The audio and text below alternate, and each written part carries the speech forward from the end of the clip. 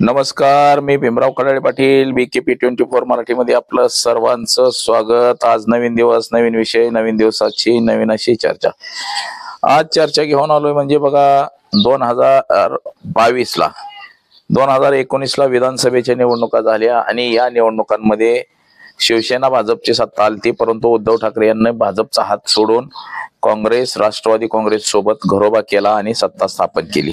ही सत्ता देवेंद्र फडणवीस आणि एकनाथ शिंदे यांनी उलथून टाकली। त्यानंतर बघा महाराष्ट्र राज्याचे मुख्यमंत्री म्हणून एकनाथ शिंदे हे झाले, परंतु महाराष्ट्र राज्याचे मुख्यमंत्री झाल्यापासून म्हणजे 2022 पासून ते 2025 पर्यंत एकनाथ शिंदेचा जो गट आहे, आता ह्याच्यामध्ये असं झालं की एकनाथ शिंदे यांना शिवसेना आणि पक्षचिन्ह भारतीय जनता पक्षाकडून देण्यात आलं, म्हणजे आता ते निवडणूक आयोग भारतीय जनता पक्षाचं जे देण्यात आलं, परंतु राष्ट्रीय अध्यक्ष जे आहे पक्षाचं म्हणजे शिवसेनेचं जे अध्यक्ष आहे, शिवसेनेचं जे प्रमुख आहे, याच्यामध्ये कुठंतरी खदखद आपल्याला पाहायला मिळते आणि ती खदखद उदय सामंत यांच्या रूपानं बाहेर पडते की काय। आणि भारतीय जनता पक्षाला एकनाथ शिंदे हे आता डोईजड झालेले आहेत, त्यांचा कसा तरी काटा काढायचा म्हणून उदय सामंत यांच्या हाती शिवसेना देण्याचं आता चित्र सुरू झालेलं आहे। म्हणजे शिवसेनेचे किती आमदार आणि किती खासदार उदय सामंत यांच्या सोबत जाणार आहेत, तर त्याच विषयाची आज चर्चा घेऊन आलोय। तर चला, सर्वप्रथम आपण जर चॅनल सबस्क्राईब केला नसेल तर चॅनल सबस्क्राईब करावा ही सर्वांना विनंती, आणि चला चर्चेला सुरुवात करूया। बघा, महाराष्ट्राच्या राजकारणामध्ये पुन्हा एकदा भूकंप येईल का काय अशी सध्याची स्थिती निर्माण झालेली आहे। त्याचं कारण हे तसंच आहे। आता ही स्टोरी काय आहे ती हे आपण पहिल्यापासून विसंबूत प्रमाणे म्हणजे समजून घेऊया पहिल्यापासून की नेमकं काय घडलं आणि कसं घडलेलं आहे। आता ह्याची कारण देखील तशीच आहेत मित्रांनो। कारण म्हणजे बघा, गेल्या 2022 पासून म्हणजे जवळपास 3-4 वर्ष झाली, 4 वर्ष होत आली या गोष्टीला।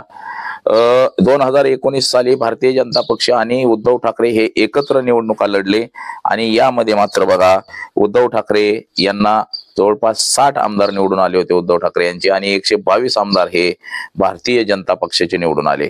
122 आमदार निवडून आलेले असताना देखील भारतीय जनता पक्षाचा मुख्यमंत्री झाला नाही, तर देवेंद्र फडणवीस यांना मुख्यमंत्री होऊ दिलं नाही याची खंत देवेंद्र फडणवीस यांच्या मनात सल करून राहिली। ते कायम भाषणांमध्ये सांगायचे की मी पुन्हा येईन, पुन्हा येईन, पुन्हा येईन। ते कधी सांगायचे? विधानसभा निवडणुकीच्या अगोदर सांगायचे, 2019च्या अगोदर। परंतु 2019 मध्ये देखील भारतीय जनता पक्षानं शिवसेनेला सत्तेमध्ये घेतलं नव्हतं आणि शिवसेनेला नेहमी शिवसेनेची हेळसांड केली होती। त्याचा कुठंतरी वचपा काढायचा म्हणून उद्धव ठाकरे यांनी भारतीय जनता पक्षाचा हात सोडला आणि काँग्रेस, राष्ट्रवादी काँग्रेस, शरद पवारांचं ह्यांच्या सोबत घरोबा केला आणि 2019ला पुन्हा सत्ता प्रस्थापित केली।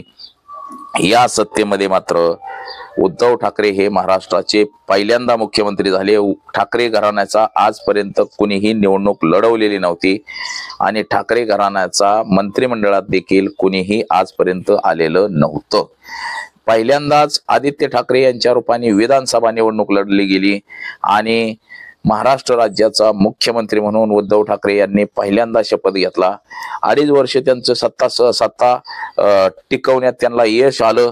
अजित पवार हे महाराष्ट्र राज्याचे उपमुख्यमंत्री झाले, तर काँग्रेसचे 10-12 मंत्री झाले, राष्ट्रवादीचे झाले आणि एकनाथ शिंदे यांना देखील मंत्रिमंडळामध्ये घेतलं गेलं। उद्धव ठाकरे गटाचे 10-12 मंत्री झाले, त्यामध्ये आदित्य ठाकरे यांना देखील घेण्यात आलं। तानाजी सावंत जे शिवसेनेचे पूर्वी मंत्री राहिले होते, त्या तानाजी सावंतला कुठंतरी मंत्रिमंडळामध्ये घेतलं गेलं नाही। तसंच रामदास कदम यांना मंत्रिमंडळामध्ये घेतलं गेलं नाही। या रामदास कदम आणि तानाजी सावंत यांच्या माध्यमातून देवेंद्र फडणवीस यांनी एकनाथ शिंदेपर्यंत मजल मारली। बघा, त्या काळामध्ये ईडीच्या ज्या कारवाया झाल्या ह्या सगळ्यात जास्त शिवसेनेवरती झाल्या आणि शिवसेनेच्या मेन नेत्यांवरती झाल्या। ज्याच्यावरती कारवाई झाली त्यांनी सांगितलं की साहेब आम्ही तुमच्या सोबत आहे। हे कुणाला? देवेंद्र फडणवीसांना। अंतर्गत हे सगळं 2.5 वर्ष बांधणी चालू होती। तानाजी सावंत, रामदास कदम आणि हे सगळे आमदार एकनाथ शिंदे यांना भेटत होते, एकनाथ शिंदे यांना फॉलो करत होते। हे रातोरात विमानानं दिल्लीला जात होते. दिल्लीमध्ये देवेंद्र फडणवीस, अमित शहा, नरेंद्र मोदी यांच्याशी मिटिंगा करत होते, परंतु हे सगळं गुप्त चाललं होतं, रातोरात सगळं ठरत होतं. याची उद्धव ठाकरे यांना कानोकान खबर लागलेली नाही. त्यातच बघा उद्धव ठाकरे हे आजारी पडले होते आणि करोना देखील वाढलेला होता. त्यामुळं शिवसेनेची सगळी धुराही एकनाथ शिंदे यांच्या हाती देण्यात आली होती. जो पण कोणी नेता भेटायला आला की त्याला सांगितलं जात होतं की एकनाथ शिंदे यांना भेटा आणि तुमचा काय प्रॉब्लेम असेल ते सांगा आणि तिथं तुमचा निपटारा करा. त्यामुळं महाराष्ट्रामध्ये जेवढे आमदार आहेत ते सगळे आमदार एकनाथ शिंदे यांना जोडले आणि याच संधीचा फायदा घेत एकनाथ शिंदे यांनी जवळपास 50 आमदार घेऊन गुवाहाटी घातली. म्हणजे मुंबई मार्गे गुजरातला गेले, गुजरात वरनं अजून कुठंतरी गेले तिकडं लांब. तिकडं काय हॉटेलला सगळंच मिळतंय, काय भेटत नाही असं नाही. तिकडं झाडी डोंगर काय हॉटेल हे सगळं प्रसिद्ध झालं बघा. उद्धव ठाकरे आजारी असताना उद्धव ठाकरेंचे आमदार पळून गेले आणि त्यांनी उद्धव ठाकरे यांच्या कुठेतरी पाठीत खंजीर खुपासला असं बोललं जात होतं. शिवसेनेकडनं वारंवार टीका होत होती.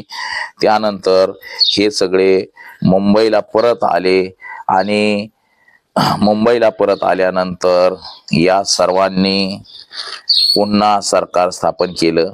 म्हणजे महाराष्ट्र राज्याचे मुख्यमंत्री हे एकनाथ शिंदे बनले.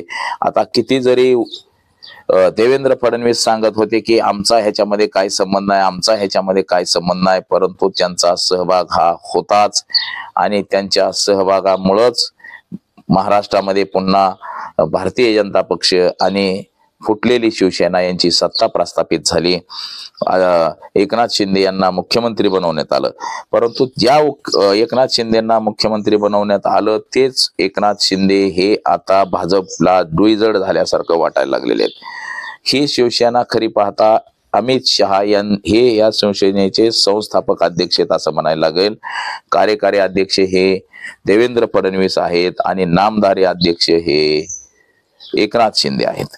परंतु आता 2024 ला जेव्हा निवडणुका झाल्या यामध्ये मात्र शिवसेनेला बाजूला ठेवण्यात आलं शिवसेनेच्या लोकांना आणि सगळे निर्णय हे भारतीय जनता पक्षाने घेतले, देवेंद्र फडणवीसांनी घेतले. निवडणुका झाल्या 2024च्या. साहजिकच भारतीय जनता पक्षाचे जास्त लोक निवडून आले, परंतु एकनाथ शिंदे यांना मुख्यमंत्री केलं गेलं नाही. देवेंद्र फडणवीस हे पुन्हा मुख्यमंत्री झाले आणि देवेंद्र फडणवीस मुख्यमंत्री झाल्यानंतर मात्र हेच एकनाथ शिंदे यांना खटकलं आणि जेवढ्या जेवढ्या संध्या मिळतील तेवढ्या संधीनं देवेंद्र फडणवीस यांच्यावरती प्रहार करणं म्हणजे अंतर्गत कुरघोड्या करणं हे एकनाथ शिंदे यांनी सुरू केलं आणि त्यानंतर मात्र बघा खरं राजकारण सुरू झालेलं आहे. आता झालंय असं की एकनाथ शिंदे हे भारतीय जनता पक्षाला डुईजड मंत्री झालेले आहेत, डुईजड झालेले आहेत. हे देवेंद्र फडणवीसांना सर्वात जास्त डुईजड झालेले आहेत. हे उठसूट अमित शहा यांना जाऊन एकनाथ शिंदे भेटतात, नरेंद्र मोदींना डायरेक्ट जाऊन भेटतात. या अगोदर देवेंद्र फडणवीसांशिवाय महाराष्ट्रातला कुठलाही नेता डायरेक्ट अमित शहा आणि नरेंद्र मोदींना भेटत नव्हता. आता हा दुसरा नेता तयार झालेला आहे, तो म्हणजे एकनाथ शिंदे. हे एकनाथ शिंदे देवेंद्र फडणवीसांच्या डोळ्यात आता सलतायत लसतायत.